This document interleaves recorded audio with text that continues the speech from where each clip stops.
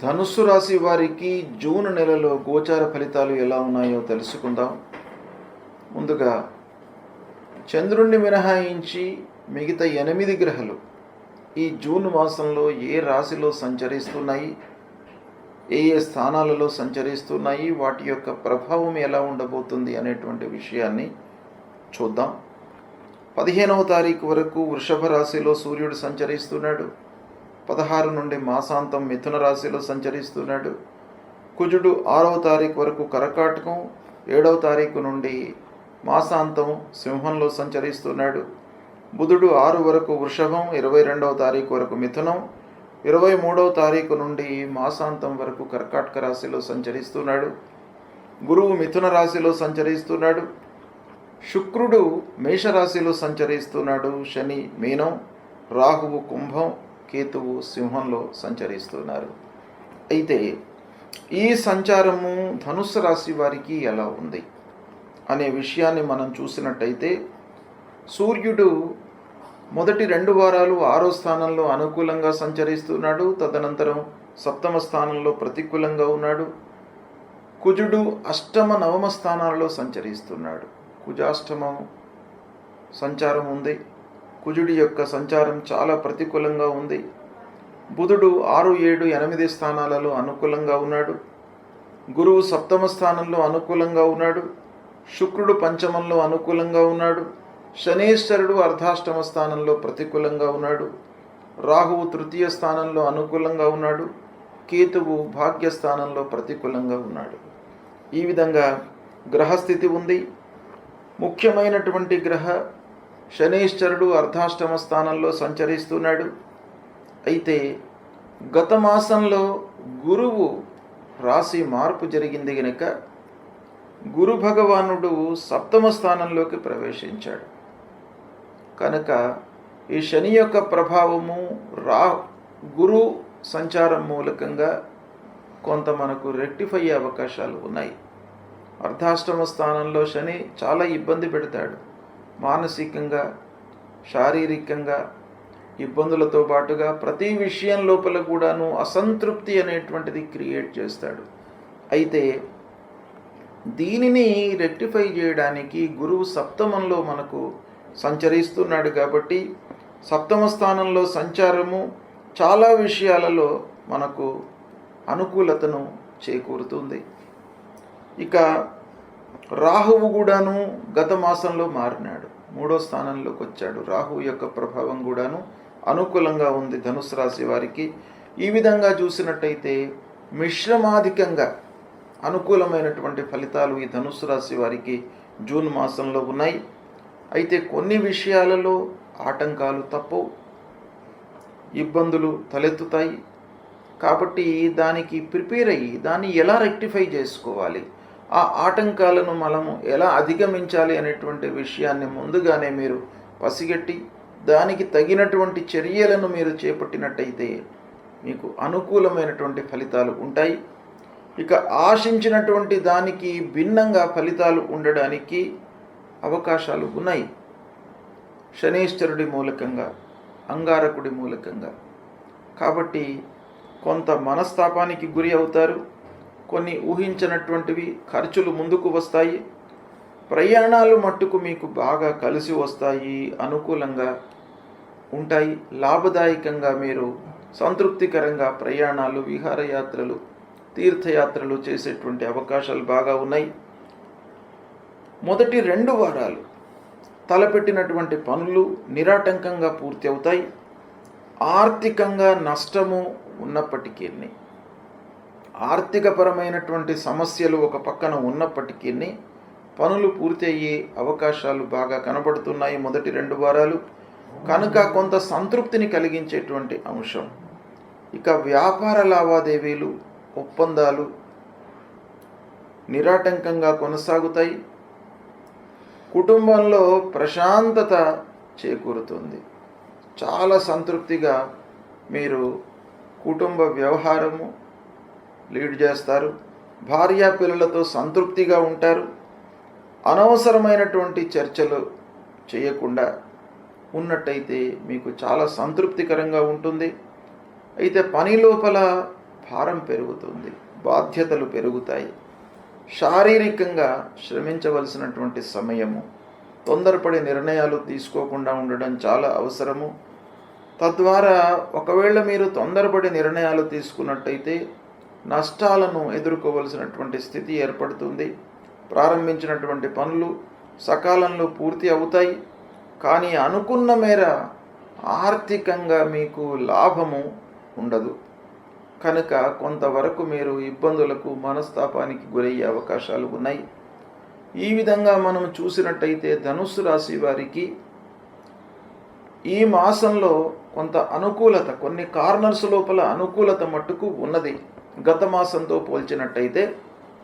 కాబట్టి అర్ధాష్టమ శని ఉన్నప్పటికీ ఈ మాసం లోపల మీకు కొంత అనుకూలత గత మాసంతో చూస్తే చాలా అనుకూలంగా ఉంది. కాబట్టి దీన్ని మీరు సద్వినియోగపరుచుకున్నట్టయితే చాలా విషయాలలో మీకు కలిసి వస్తుంది.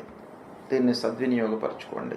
జూన్ మాసంలో వస్తున్నటువంటి ముఖ్యమైనటువంటి పండుగలు, జయంతులు, వాటి ప్రాశస్త్యము, మనం చేయవలసినటువంటి కర్తవ్యము, వీటి గురించి తెలుసుకుందాం.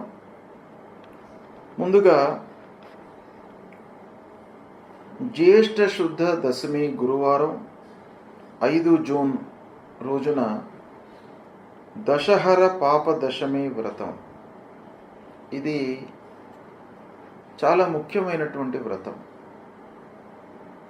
దశహర పాప దశమి అని దీనికి పేరు. అంటే ప్రతి మానవుడు కూడాను తెలిసి కొన్ని పాపాలు చేస్తూ ఉంటాడు, తెలియకుండా కొన్ని పాపాలు చేస్తూ ఉంటాడు, కొన్ని ఫోర్స్డ్గా కూడాను కొన్ని చేయవలసినటువంటి ఆగత్యం ఏర్పడుతుంది. ఈ విధంగా దశవిధ పాపాలు చేసేటువంటి అవకాశాలు బాగా ఉన్నాయి. ఇందులో కాయిక, వాచిక, మానసికమైనటువంటి పాపాలు, అంటే శరీరము ఇన్వాల్వ్ అయ్యి చేసేటువంటి పాపాలు కొన్ని, మాట మూలకంగా ఎదుటి వాళ్లను ఇబ్బంది పెట్టడము, తద్వారా కలిగేటువంటి పాపాలు, మనస్సు లోపల అనర్థాలను ఊహించుకొని కీడును తలపెట్టి తద్వారా వచ్చేటువంటి పాపాలు, మానసికమైనటువంటి పాపాలు. ఇలా మూడు రకాలుగా ఉండేటువంటి పాపాలు మొత్తం కలిపితే మనకు ఒక్కొక్క దానిలో 4, 3 ఇలా పాపాలు 10 రకాలుగా ఉంటాయి అనేటువంటిది శాస్త్రం చెబుతుంది. అయితే ఈ పాపాలు తొలగిపోవడానికి ఈ దశమి రోజున గంగా స్నానం చేసినట్టయితే, అంటే గంగా భగవతి పూజ, మనకు దగ్గరగా ఉన్నటువంటి గోదావరి నది కానివ్వండి, గంగా నదికి కానీ వెళ్ళి స్నానం ఆచరించినట్టయితే ఈ దశవిధ పాపాలు దూరం అయిపోతాయి అనేటువంటిది శాస్త్రం చెప్తుంది. కాబట్టి మనము సంతృప్తిగా జీవనం కొనసాగించడానికి, చేసినటువంటి అకృత్యాలను దూరం చేసుకోవడానికి గంగా స్నానం అనేటువంటిది చాలా ముఖ్యమైనటువంటిది. గంగా అంటే గంగా నది కాకుండా దగ్గరగా ఉన్నటువంటి జీవనదుల లోపల ఎక్కడైనా కూడాను మీరు స్నానం ఆచరించవచ్చును. అలాంటిది చేయడం మూలకంగా మనకు ఈ పాపాలన్నీ కూడాను దూరం అవుతాయి. ఇక 6వ తారీఖున నిర్జల ఏకాదశి, గణపతి సచ్చిదానంద స్వామి వారి యొక్క జయంతి. ఈ నిర్జల ఏకాదశి, మనకు ఏకాదశి వ్రతం చాలా ఉత్తమమైనటువంటి వ్రతం. అన్ని వ్రతాల్లో కూడాను ఏకాదశి వ్రతానికి అత్యంత ప్రాధాన్యత మన శాస్త్రంలో ఇవ్వబడింది. కాబట్టి మనము ప్రకృతి పరంగా, ఆరోగ్యపరంగా, శారీరకంగా మనం దృష్టిలో పెట్టుకున్నట్టయితే ఏకాదశి రోజున ఉపవాసం చేసి ద్వాదశి రోజున పారణ చేసినట్టయితే అద్భుతమైనటువంటి ఫలితాలు కలుగుతాయి. ఉన్నతమైనటువంటి భావనలతో మోక్షాన్ని పొందవచ్చును అనేటువంటివి కూడాను మనకు ఇతిహాసాల లోపల చాలా చెప్పబడి ఉన్నాయి. కాబట్టి ఈ రోజున ఏకాదశి వ్రతాన్ని ఆచరించాలి. ఇదే రోజున అవధూత పీఠాధిపతి గణపతి సచ్చిదానంద స్వామి వారి యొక్క జయంతి. ఆ స్వామివారిని మీరు కొలవండి. త్రిమూర్తి స్వరూపమైనటువంటి ఆ గురు భగవానుడు, గురుదేవుడి యొక్క అనుగ్రహాన్ని పొందడానికై స్వామివారిని మీరు పూజించండి. ఇక 8వ తారీఖు రోజున మృగశిర కార్తీ ప్రవేశం. వ్యవసాయదారులకు కార్తులు అత్యంత ప్రాధాన్యతను సంతరించుకున్నటువంటివి. కార్తులను దృష్టిలో పెట్టుకొని వాళ్ళు కార్యకలాపాలు చేస్తూ ఉంటారు. వ్యవసాయం ప్రారంభం చేయడము, విత్తనాలు నాటడము, ఇవన్నీ కూడాను కార్తులకు అనుగుణంగా వాళ్ళు చేసుకుంటారు. కనుక మృగశిర కార్తీ ప్రవేశం అనేటువంటిది చాలా ముఖ్యమైనటువంటి కార్తీ. అది 8వ తారీఖు నాడు ప్రవేశిస్తుంది. ఇక 10వ తారీఖు నుండి గురుమౌఢ్యం ప్రారంభమవుతుంది. గురుమౌఢ్యము అనంటే గురువు మనకు కనిపించకుండా లుప్తమవుతాడనమాట. గురుగ్రహము కనపడకుండా ఉన్నప్పుడు శుభకార్యాలు చేయకూడదు అనేటువంటిది శాస్త్రం చెప్తుంది. కనుక ఈ 10వ తారీఖు నుండి గురుమౌఢ్యం ప్రారంభమవుతుంది. దాంతో వివాహాది శుభకార్యాలన్నీ కూడాను నిషేధం. ఒక నెల రోజుల పాటు ఉంటుంది ఈ మౌఢ్యము. ఈ సమయం లోపల శుభకార్యాలు నిషేధము. తర్వాత 11వ తారీఖున జ్యేష్ఠ పౌర్ణిమ బుధవారం, వటసావిత్రి గౌరీ వ్రతం. ఈ వటసావిత్రి గౌరీ వ్రతము ముత్తైదువులకు ఆ సావిత్రి ఎలానైతే గౌరీదేవిని పూజించి మాంగళ్యాన్ని రక్షించుకుందో అలాంటి ఉత్తమమైనటువంటి ఈ వటసావిత్రి వ్రతము 11వ తారీఖున వస్తుంది. దీన్ని కూడాను అందరూ ఆచరించి శుభప్రదమైనటువంటి జీవితాన్ని కొనసాగించడానికి ఈ వ్రతం బాగా ఉపయోగపడుతుంది. ఇక 14 జూన్ శనివారం సంకష్టహర చతుర్థి వ్రతం. సంకష్టహర చతుర్థి వ్రతము ప్రతి మాసం లోపల కూడాను పౌర్ణిమ తర్వాత తదియ కానివ్వండి, చవితి రోజున కానీ ఈ వ్రతం వస్తుంది. అందరూ కూడాను ఈ రోజున సంకష్టహర చతుర్థి వ్రతాన్ని ఆచరించి ఆటంకాలు లేకుండా మనము చేపట్టేటువంటి పనులు సుఖమయంగా పూర్తి కావడానికి, ఆ గణపతి యొక్క అనుగ్రహాన్ని పొందడానికై ఈ వ్రతాన్ని మనము ఆచరిస్తాం.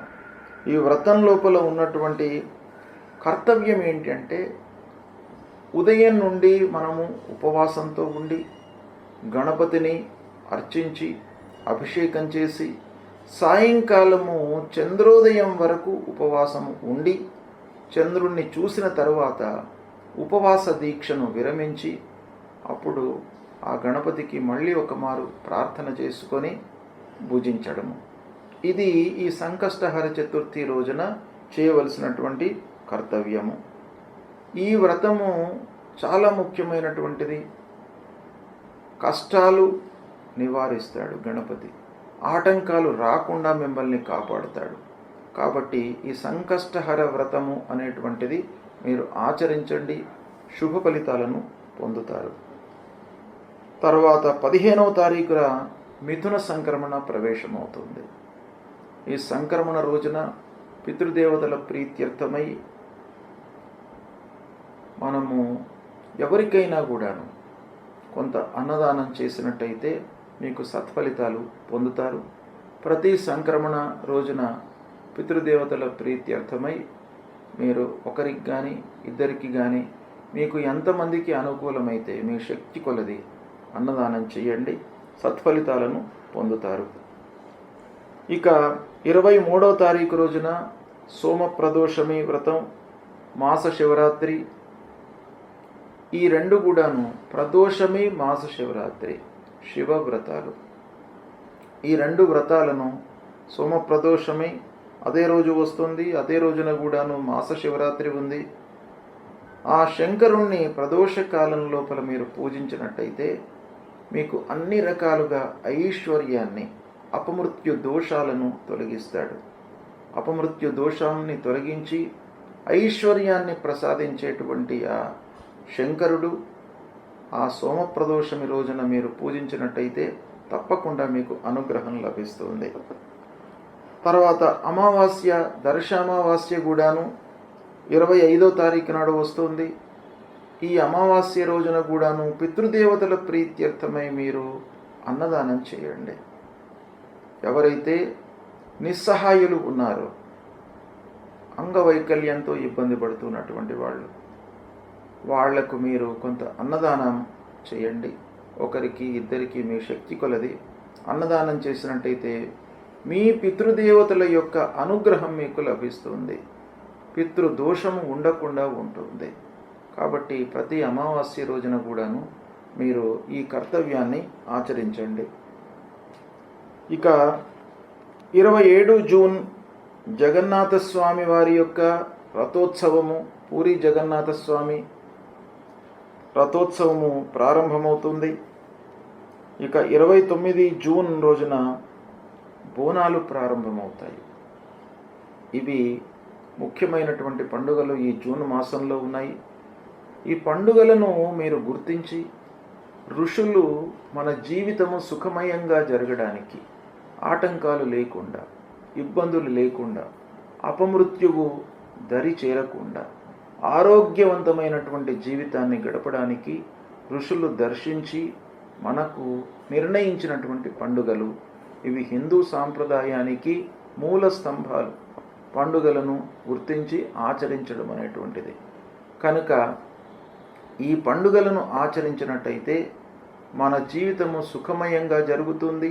ఆ పండుగల వెనుక ఉన్నటువంటి ఇతిహాసాన్ని కూడాను మీరు అర్థం చేసుకొని దానికి ప్రత్యామ్నాయమైనటువంటి కర్తవ్యాలు, ఏ పండుగ రోజున మనం ఏం చేయాలి అనేటువంటిది మీకు స్థూలంగా నేను చెప్పాను. ఇంకా కూడాను మీరు ఈ విషయాన్ని మీరు తెలుసుకొని ఆచరించినట్టయితే జీవితాన్ని సుఖంగా మీరు కొనసాగించడానికి అవకాశాలు ఉంటాయి. గ్రహస్థితి ప్రతికూలంగా ఉన్నప్పుడు మనము చేయవలసినటువంటి కర్తవ్యాలు 2 ఉంటాయి. ఒకటి, మనము రెట్టింపు శ్రమతో ఆ పనులను చేయాలి. అంటే శక్తియుక్తులను ఉపయోగించి పనులు చేయడము. రెండవది, భగవంతుడి యొక్క అనుగ్రహము కొరకై మనము చేయవలసినటువంటి పరిహారాలు. ఇందులో ముఖ్యమైనటువంటి గ్రహాలు మనపైన చాలా ఎఫెక్ట్ను చూపిస్తాయి. సూర్యుడు, కుజుడు, గురువు, శనేశ్వరుడు, రాహువు, కేతువులు. ఈ గ్రహాలు ప్రతికూలంగా ఉన్నప్పుడు మనం చేయవలసినటువంటి విధి విధానాలు, పరిహారం ఏంటి అనేటువంటి విషయాన్ని చెప్తాను.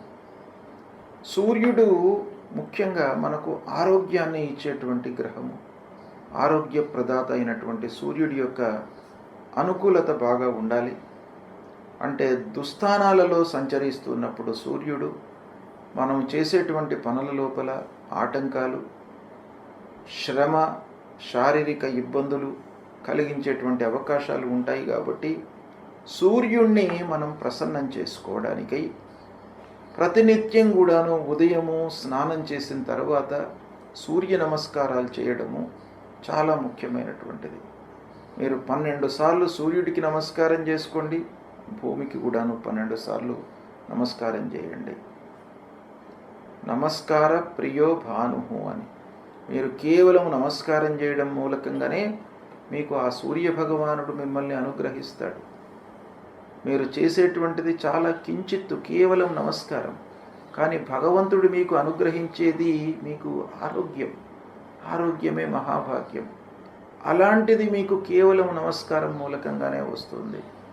కాబట్టి ప్రతినిత్యం కూడాను సూర్యుడికి నమస్కారం చేసుకోండి, భూమికి నమస్కారం చేయండి, మూలమంత్రాన్ని పఠించండి. సూర్యుడికి సంబంధించినటువంటి మూలమంత్రం జపా కుసుమ సంకాశం కాశ్యపేయం మహద్యుతిం తమోరిం సర్వపాపఘ్నం ప్రణతోస్మి దివాకరం అనేటువంటి ఈ మూలమంత్రాన్ని ప్రతినిత్యం కూడాను జపించండి. సూర్యుడికి అనుకూలమైనటువంటి జాతి రత్నం మాణిక్యం, అంటే కెంపు. ఈ కెంపును ధరించండి. శివాభిషేకం కూడాను చేయండి. శివుడు కూడాను మీకు ఆరోగ్యాన్ని, ఐశ్వర్యాన్ని ఇచ్చేటువంటి భగవంతుడు కాబట్టి ఈ సూర్యుడు ప్రతికూలంగా ఉన్నప్పుడు సూర్య భగవానుడితో పాటు శంకరుడికి కూడాను మీరు పూజించండి. తర్వాత మన ఫలితాలపై అంగారకుడు అంటే కుజగ్రహం కూడాను బాగా ప్రభావాన్ని చూపిస్తాడు. కుజుడు ప్రతికూలంగా సంచరిస్తున్నప్పుడు మీరు సుబ్రహ్మణ్య స్వామిని పూజించండి, కాళీమాతను పూజించండి. ఎర్రటి పూలతో మీరు పూజించినట్టయితే ఆ అంగారకుడు మిమ్మల్ని అనుగ్రహిస్తాడు. ఈ అంగారకుడు అంటే కుజుడి యొక్క ప్రభావము నిర్వీర్యం కావడానికి, తగ్గడానికి, ప్రతికూల ఫలితాలు ఉండకుండా ఉండడానికి మీరు ప్రతినిత్యం కూడాను ధరణీ గర్భసంభూతం విద్యుత్ కాంచన సన్నిభం కుమారం శక్తిహస్తంచ మంగళం ప్రణమామ్యహం అనేటువంటి ఈ మూల మంత్రాన్ని ప్రతినిత్యం కూడాను జపించండి. సుబ్రహ్మణ్య స్వామి దేవాలయానికి వెళ్ళండి. ఈ అంగారకుడికి ప్రీతికరమైనటువంటి జాతిరత్నము పగడాన్ని ధరించండి. పగడాన్ని ధరించినట్టయితే కూడాను అంగారకుడు ప్రీతి చెంది మీకు అనవసరమైనటువంటి ఇబ్బందులు లేకుండా మిమ్మల్ని కాపాడుతాడు. ఇక గురు భగవానుడు అత్యంత ప్రధానమైనటువంటి గ్రహ కనుక గురువు ప్రతికూలంగా ఉన్నప్పుడు మీరు దక్షిణామూర్తి దేవాలయానికి వెళ్ళడము, దత్తాత్రేయ స్వామి దేవాలయానికి వెళ్ళడము, దత్తాత్రేయ స్వామిని కొలవడము, ఇవి చేసినట్టయితే మీకు ఆ గురు భగవానుడి యొక్క అనుకూలత లభిస్తుంది. సద్గురువులను సందర్శించుకోండి, మాతాపితృవులను సేవించండి, ఆ గురు భగవానుడి యొక్క అనుకూలత లభిస్తుంది. ఇక ఈ గురు ప్రీత్యర్థమై మూలమంత్రాన్ని కూడాను ప్రతినిత్యం జపించుకోండి. దేవానాంచ ఋషీణాంచ గురుం కాంచన సన్నిభం వందనీయం త్రిలోకానాం తం నమామి బృహస్పతిం అనేటువంటి ఈ మూలమంత్రాన్ని ప్రతినిత్యం కూడాను చదువుకోండి. పసుపు వస్త్రము, శనిగలను దానంగా ఇవ్వండి. పుష్యరాగాన్ని ధరించండి. గురువుకు ఇవి చాలా ప్రీతికరమైనటువంటిది కాబట్టి వస్త్రము, ధాన్యము దానంగా ఇవ్వండి. ఈ కనక పుష్యరాగాన్ని ధరించండి. ఇక శనేశ్వరుడు ప్రతికూలంగా ఉన్నప్పుడు శని మనకు చాలా విషయాల లోపల ప్రభావాన్ని చూపిస్తాడు. ముఖ్యంగా ఆర్థికపరమైనటువంటి సమస్యలను క్రియేట్ చేస్తాడు, రాబడి పైన ప్రభావాన్ని చూపిస్తాడు. కనుక శని భగవానుణ్ణి అనుకూలం చేసుకోవడం చాలా ముఖ్యమైనటువంటి కర్తవ్యం. శనిని ప్రీతికరంగా మనం పూజించాలి. శని ప్రీత్యర్థమై ఏం చేయాలి? శివుణ్ణి పూజించండి, ఆంజనేయ స్వామిని పూజించండి, స్తోత్ర పారాయణం చేయండి, శని స్తోత్ర పారాయణం చేయండి. తర్వాత హనుమాన్ చాలీసా పారాయణం చేయండి. ఇవి చేసినట్టయితే శని మీకు ప్రీతి చెందుతాడు. నీలాన్ని ధరించండి. నల్లని నువ్వులు, నల్లటి వస్త్రము, ఒక ఇనుప ముక్క, వీటిని దానం ఇవ్వండి. ఇక శని ప్రీత్యర్థమై మీరు నీలాంజన సమాభాసం రవిపుత్రం యమాగ్రజం ఛాయా మార్తాండ సంభూతం తం నమామి శనైశ్చరం అనేటువంటి ఈ మూలమంత్రాన్ని ప్రతినిత్యం కూడాను జపించండి. ఇక రాహువు ప్రతికూలంగా ఉన్నప్పుడు, రాహువు కూడాను ప్రధానమైనటువంటి గ్రహ, ఛాయాగ్రహము, మనపైన మానసిక శారీరక ఇబ్బందులను క్రియేట్ చేసేటువంటి గ్రహము, అనవసరమైనటువంటి భయాన్ని కల్పించేటువంటి గ్రహము, ఆందోళనలకు గురి అయ్యేటువంటి అవకాశాలు రాహువు ప్రతికూలంగా ఉన్నప్పుడు బాగా ఉంటాయి. కాబట్టి రాహువును తప్పకుండా ప్రీతికరంగా మీరు చేసుకోవాలి. ఈ రాహు ప్రీత్యర్థమై దుర్గాదేవిని పూజించండి. మినుములు దానంగా ఇవ్వండి. గోమేధికాన్ని ధరించండి. దుర్గామాత దేవాలయానికి ప్రతినిత్యం కూడా వెళ్ళినట్టయితే రాహువు ప్రీతి చెందుతాడు. రాహు మూలకంగా కలిగేటువంటి దుష్ప్రభావం దూరమవుతుంది. ప్రతినిత్యం కూడాను మూలమంత్రాన్ని జపించండి. అర్ధకాయం మహావీర్యం చంద్రాదిత్య విమర్ధనం సింహికా గర్భ సంభూతం తం రాహుం ప్రణమామ్యహం అనేటువంటి మూల మంత్రాన్ని ప్రతినిత్యం కూడాను జపించండి. ఇక కేతువు ప్రతికూలంగా ఉన్నప్పుడు మీరు ఏం చేయాలి? గణపతిని పూజించండి. ఆ గణాధిపతిని పూజించడం మూలకంగా ఆటంకాలు లేకుండా ఉంటాయి, ఆలస్యం జరగకుండా ఉంటాయి మనం చేపట్టినటువంటి కార్యక్రమాలలో. కనుక ఆ గణపతిని సేవించండి. గణపతి దేవాలయానికి వెళ్ళండి. ఉలువలు దానంగా ఇవ్వండి. వైడూర్యాన్ని ధరించండి. ఫలాశ పుష్ప సంకాశం తారక గ్రహమస్తకం రౌద్రం రుద్రాత్మకం ఘోరం తం కేతుం ప్రణమామ్యహం అనేటువంటి మూలమంత్రాన్ని ప్రతినిత్యం కూడాను చదువుకోండి. ఈ గ్రహాలకు సంబంధించిన ఈ మూలమంత్రాలే కాకుండా గ్రహస్థితి ప్రతికూలంగా ఉన్నప్పుడు, మీకు మానసికమైనటువంటి ఇబ్బందులు తలెత్తుతున్నప్పుడు, శారీరకమైనటువంటి ఇబ్బందులు ఎదురవుతున్నప్పుడు, ఆర్థికపరమైనటువంటి సమస్యలతో కొట్టుమిట్టాడుతున్నప్పుడు మీరు చేయవలసినటువంటి కర్తవ్యము లలితా సహస్రనామ పారాయణం చేసుకోండి. విష్ణు సహస్రనామ పారాయణం చేయండి. ఆదిత్య హృదయాన్ని చదువుకోండి. శివుణ్ణి పూజించండి. శివుని యొక్క దేవాలయానికి వెళ్ళి అభిషేకం చేయించండి. ఇవి చేసినట్టయితే మీకు గ్రహస్థితి మూలకంగా కలిగేటువంటి దుష్ప్రభావము దూరమవుతుంది. శుభ ఫలితాలను పొందుతారు.